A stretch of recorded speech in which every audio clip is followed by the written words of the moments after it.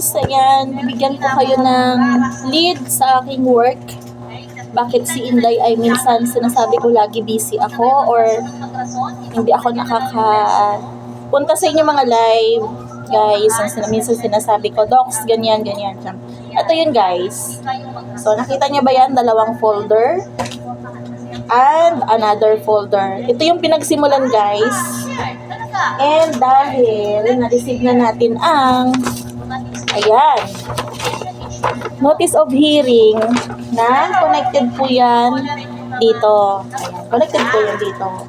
I am talking guys about LTFRB.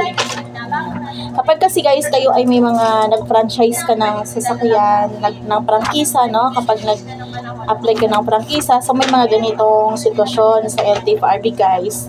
Much more kapag ikaw ay connected or concessionaire sa airport. So, sa airport kasi guys, meron lang pong 10 years na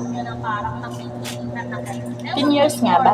Yes, 10 years lang. Mayroong hangganan ang prangkisa or yes, may hangganan ang prangkisa hanggang 10 taon lang. Since ito po, ang case na to ay 2013 pa, ayan, 2013 pa yan. Hindi ko pwedeng i-large talaga ang pagpakita. Basta ito, 2013, so, ano na siya guys, paso na siya or magpapaso na siya, depende sa month na coverage. Yan. So, tayo po ay mag-extend, mag-apply ng extension of validity ng prangkisa para tayo ay makapagbatakbo pa rin ng same car na hindi tayo bumibili ng another car. Ayan. So, kailangan guys, ang mga intact niyan ay ganito kakapal na mga papeles. Ayan. Ayan. Ganyan yan guys. Kung makikita nyo, ganyan kakapal yan. Diba? Ayan, ang dami, o diba? Compose po yan ng ano pa dito, financial statements. Ayan. Latest, no?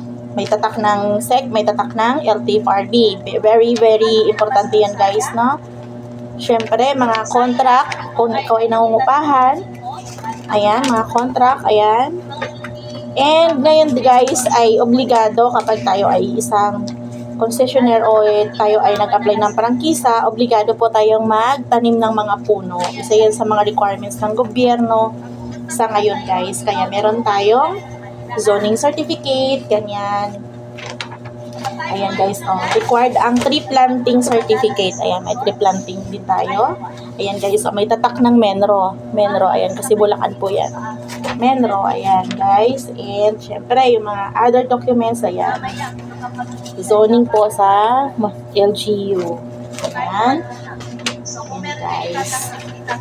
Ayan, including mga franchise verification something. Ayan guys, ayan, verification. Kasama po yan. And ang ina-apply natin guys ay ganito kadami. Ayan. So, 13 units po including, ayan guys. So, 2013 guys. Ayan, 2013 and isang 2015. Ayan. So, 13 units po in lahat-lahat yan. So, yan guys, pinakita ko lang sa inyo ang aking pinagkakaabalahan for today's video. And for today talaga po, and for the rest of the day, ganyan kadami ang ating tinatrabaho. So, 3 folder yan guys. Although magkakapareho yan, pero may pagkakaiba. Magkakapareho ng laman, pero may pagkakaiba sa dokumento. Ayan, magkaiba. Meron kasi guys dyan, photocopy and original copies. Kasi pinagko-compare nila yan kung tama ba yung sinasubmit mo, yan ba ay may original o yan ba ay mga ganito lang yan. So, may validations. Ayan.